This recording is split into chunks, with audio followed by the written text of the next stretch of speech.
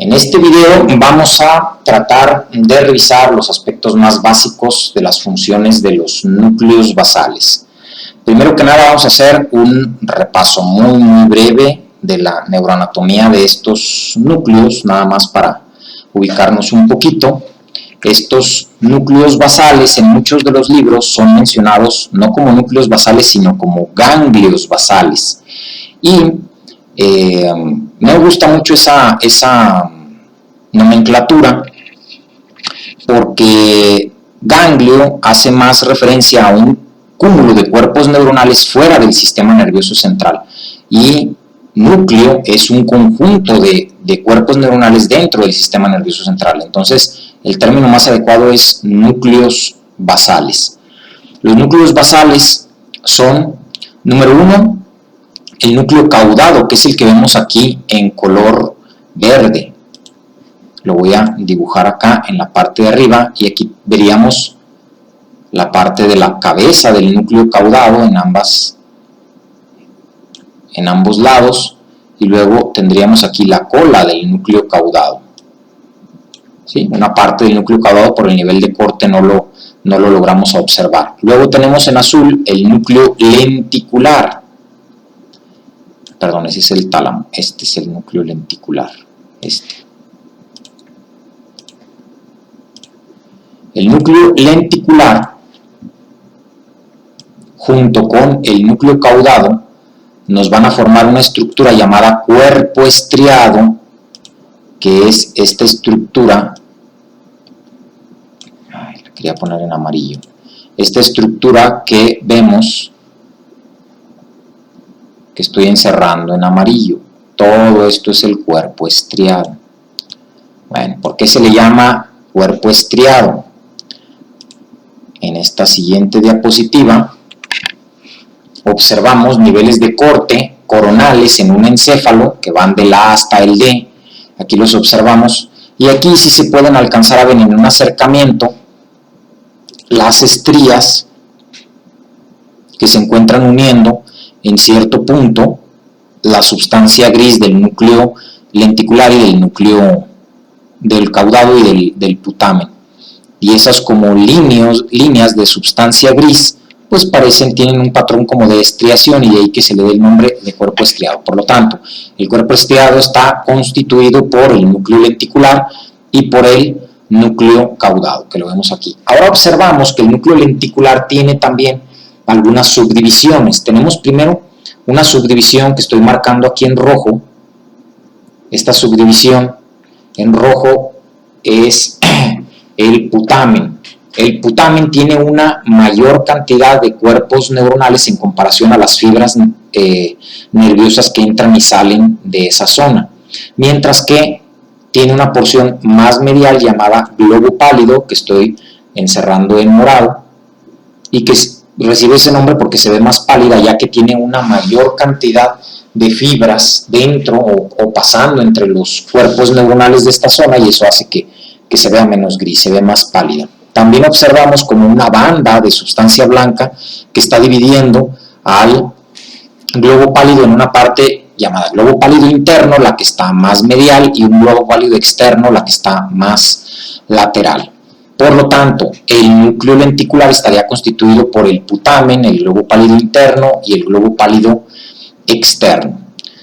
Bueno, luego tenemos otros núcleos, fíjense bien, como este que observamos aquí, es el núcleo amigdalino, que se encuentra, el núcleo amigdalino o complejo amigdalino, o van a ver alguna bibliografía en la que simplemente le llaman la amígdala. Yo no le digo nunca la amígdala para no confundirla con las amígdalas palatinas o faringias.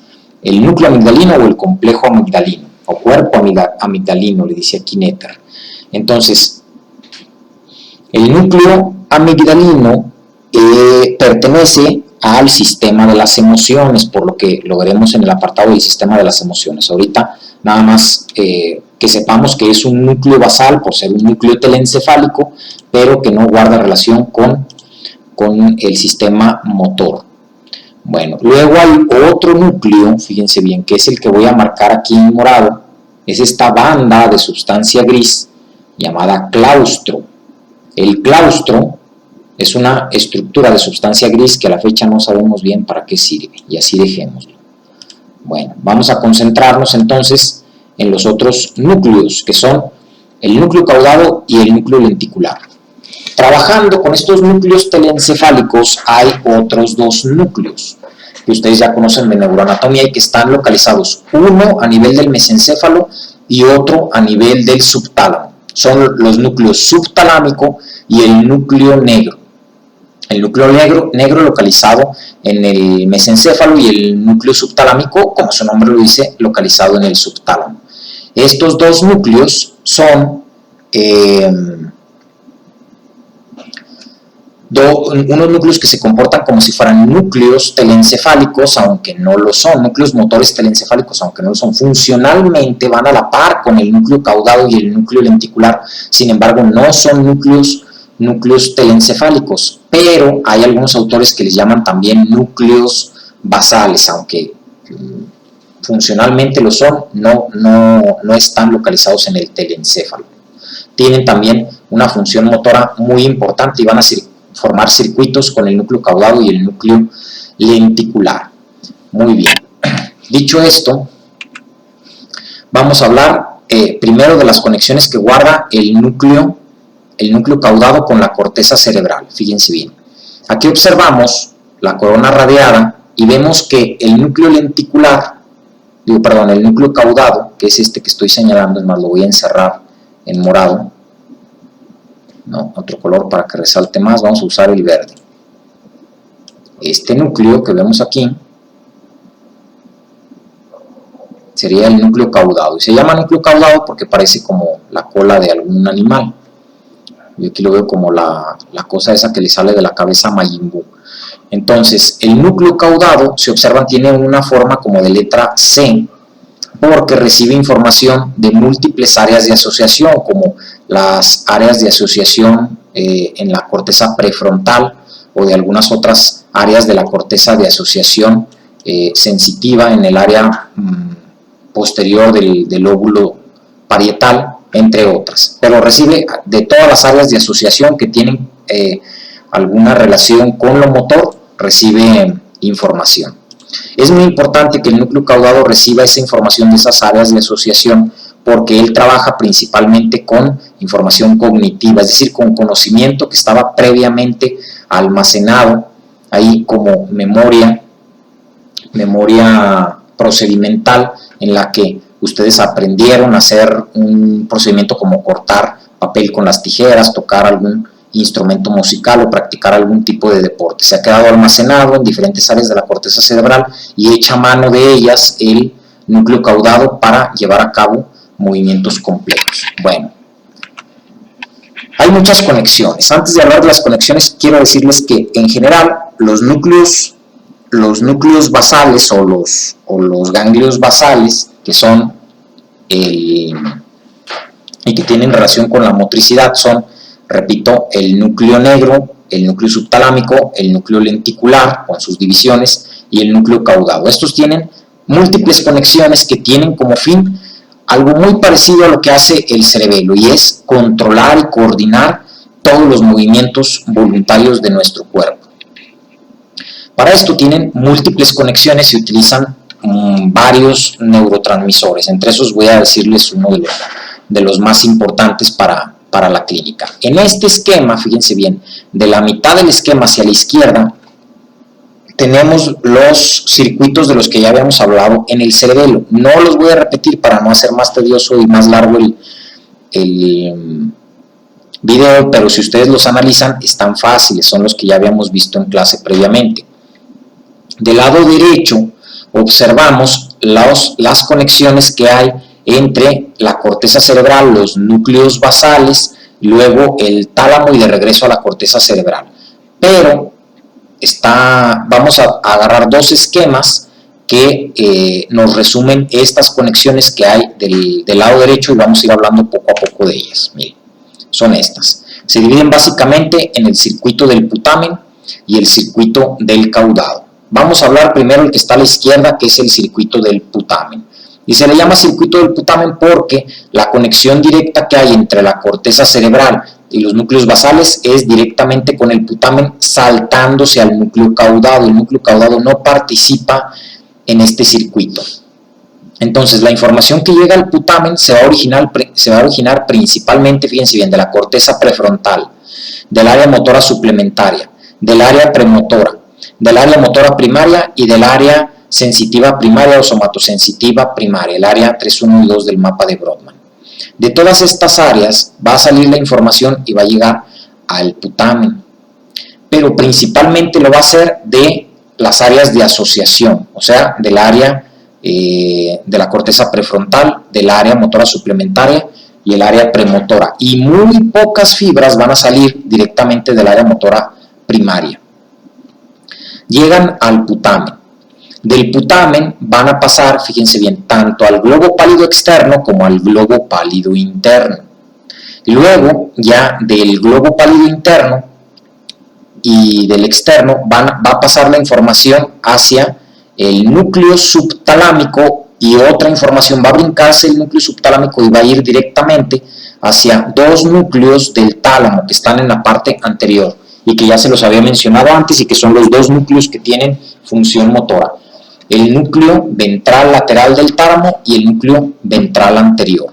Son los que tienen la función motora. Bueno, otra información va a brincar hasta el núcleo negro o la sustancia negra en el mesencéfalo, y del núcleo negro va a pasar también hacia los núcleos motores del tálamo, y luego del tálamo a la corteza cerebral. Recuerden que toda la información sensitiva que regresa a la corteza cerebral, excepto el olfato, pues tiene que pasar antes por el tálamo. Es el principal centro de aferentación de la información, tanto de integradora, sensitiva, en este caso motora, que va a llegar a la corteza cerebral. Bueno, y regresa a la corteza cerebral. Hay por aquí algunas otras fibras que vamos a ver en otro esquema, que tienen que ver con la sustancia negra y que regresan a estos núcleos, pero eso lo vamos a ver en otra diapositiva. Este sería el circuito del putamen, fíjense bien. Este circuito va a echar mano de la corteza motora, pero no tiene tanta relación con el conocimiento previo adquirido, sino que eso lo controla más el circuito del caudado. Observen aquí cómo la información viene tanto y pusieron como una neurona representando a cada uno de los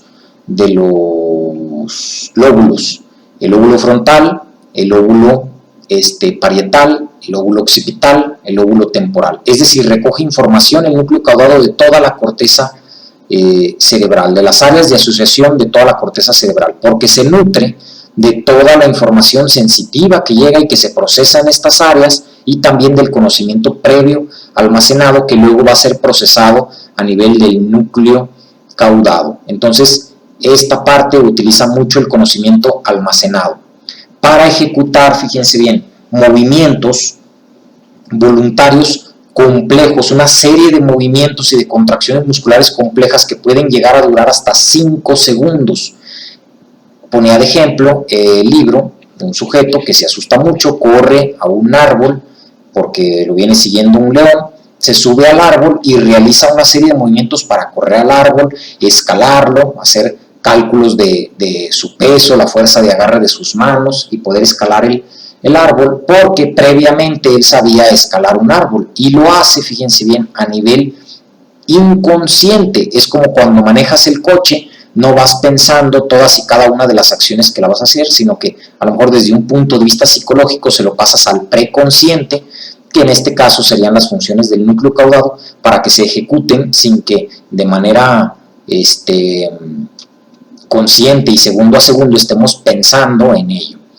Del núcleo caudado, fíjense bien, va a pasar la información de nuevo al putamen, pero también hay cierta información que pasa hasta el globo pálido interno, luego del putamen al globo pálido interno, y del globo pálido interno, fíjense bien, se brinca el núcleo subtalámico y el núcleo negro y pasa directamente a los núcleos ventral anterior y ventral lateral del tálamo, para después regresar, fíjense bien, a la corteza cerebral, pero no va a regresar principalmente a la corteza motora primaria, sino que va a regresar principalmente a la corteza prefrontal y a otras áreas de asociación. Entonces, esto es como patrones de circuitos que se ejecutan antes de que se den estos otros circuitos en el putamen, para que luego ya salga de aquí la información hacia el hacia las astas ventrales de la médula espinal.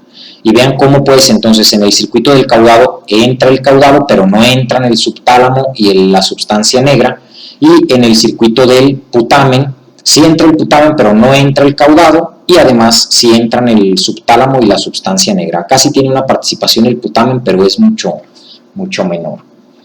Bueno, de los núcleos basales mucho se ignora, pero conocemos qué pasa cuando hay una lesión de estos mismos. Ya luego en clase voy a tratar de ponerles algunos videos para que vean cómo es que se alteran los movimientos. Ahorita solo voy a mencionar los síndromes, pero después vamos a tratar de describirlo gráficamente un poquito mejor. Bueno, lo primero es, ¿qué pasa si se llega a dañar el núcleo subtalámico? Ocurre un síndrome clínico conocido como hemivalismo, y este hemivalismo se refiere a que el sujeto hace como un movimiento de lanzamiento de bala, en la que empuja la bala hacia adelante con un solo miembro. Se parece mucho a ese movimiento, y por eso, como cuando avientan el lanzamiento de bala en las Olimpiadas, y por eso se le puso hemivalismo, y hemico hace referencia a que solo es de la mitad del cuerpo. Es un movimiento brusco de proyección o propulsión de la mano hacia la parte anterior del cuerpo, pero es muy brusco. Entonces es muy incapacitante el hemivalismo, y se relaciona con la lesión del subtálamo. Hay otro síndrome llamado atetosis. La atetosis se relaciona a la lesión del globo pálido interno.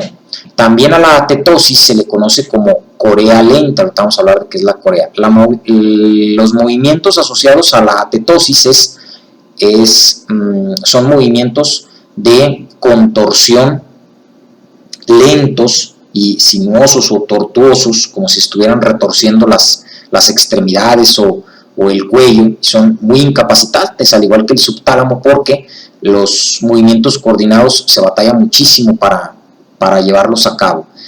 En estas dos síndromes que les acabo de decir y en los que siguen, el sujeto, mientras esté despierto y mientras mayor excitación hay en el sujeto, es decir, que esté asustado, que esté emocionado, que esté alterado emocionalmente, pues va a provocar que estos síntomas se exacerben o se vuelvan más exagerados en su manifestación. Pero cuando el sujeto se queda dormido, desaparecen por completo. Bueno, luego está la lesión del putamen. La lesión del putamen lo que nos causaría es corea. La corea son movimientos exagerados, espontáneos, que surgen en las extremidades tanto superiores como inferiores, parecidos a los del hemivalismo, pero estos pueden ser hacia adelante, hacia atrás, y no tan exagerados como el hemivalismo, pero no son lentos como los de la atetosis, que también les decía yo que le llamaban corea lenta, porque son los movimientos parecidos a los que se hacen en la corea, pero más lentos, como de contorsión. En estos son como sacudidas de las extremidades o incluso de la cabeza. Las más famosillas, las coreas más famosillas son la corea de Sydenham y la corea de Huntington. En ambos, en la de Sydenham se asocia a la fiebre reumática, en la que hay una infección por una bacteria que puede causar una reacción cruzada entre los anticuerpos que atacan esa bacteria, y que esos anticuerpos pueden reconocer como extraño partes de los núcleos basales y los destruyen. Es muy común en niños que se presente esto, pero suelen recuperarse. Mientras que en la corea de Huntington es una enfermedad hereditaria en la que hay degeneración selectiva de algunas partes de las neuronas del encéfalo, incluyendo algunas de los núcleos basales, el putamen por supuesto, y el sujeto empieza con esta enfermedad progresiva que no solo se acompaña de los movimientos coriformes, sino que también de demencia, y pues hasta que llega la muerte. No hay cura para esta enfermedad. Bueno, por último, la más famosa, la lesión de la sustancia negra, que es el Parkinson. El Parkinson tiene muchas manifestaciones, y la mayoría de ustedes ya han oído hablar de ellas o las han visto. La número uno y la más famosilla es que hay un temblor de reposo o temblor involuntario, que ya les había mencionado, que son movimientos cíclicos de temblor, por lo regular puede ser en la cabeza, en las manos, en las extremidades, y son como de 3 a 6 ciclos por segundo este temblor. Y les decía yo que tiende a disminuirse cuando el sujeto comienza un movimiento y a exacerbarse cuando se queda quieto. También el Parkinson se caracteriza por que los pacientes presentan una rigidez, y que es especialmente visible en los músculos de la expresión facial. Pierden la expresión facial y hay una rigidez en estos músculos. Otra de las características es la asinesia. La asinesia es una incapacidad o dificultad, bueno, no una incapacidad, una dificultad muy seria por iniciar el movimiento y también por terminar el movimiento. Ahí vamos a dejar, cuando vean ustedes neurología van a hablar más a fondo del Parkinson. Nada más quiero mencionar que el núcleo negro produce principalmente una sustancia, un neurotransmisor que se llama dopamina.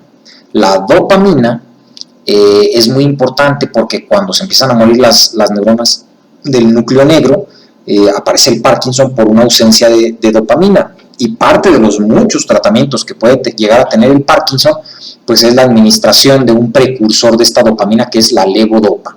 Entonces se les da levodopa a estos pacientes. Estas neuronas tienen un poquito más de dopamina para pasar a otras conexiones y se reducen los síntomas del Parkinson. Pero también a veces, si se le da un exceso al paciente, puede empezar a manifestar ideas delirantes o alucinaciones, síntomas clásicos de la psicosis o de la esquizofrenia, y por eso se cree también que parte de la fisiopatología de la esquizofrenia es un aumento en la producción de dopamina por parte de la sustancia negra, el núcleo negro. Y por eso se utilizan